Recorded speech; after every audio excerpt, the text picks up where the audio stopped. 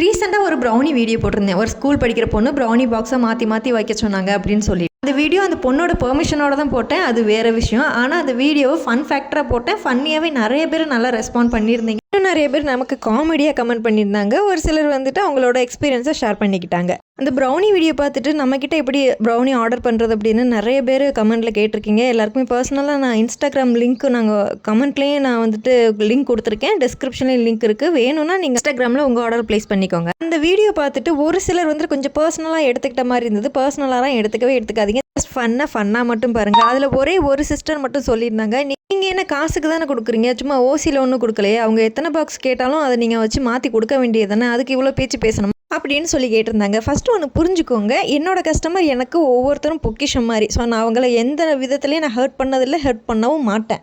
அந்த வீடியோவில் நான் ஃபன்னாக அந்த பொண்ணுக்கிட்ட மாட்டிக்கிட்டேன் அப்படின்னு தான் சொல்லியிருக்கேன். அதுக்கான ரீசனே உங்களுக்கு நான் நெக்ஸ்ட் வீடியோவில் சொல்கிறேன்.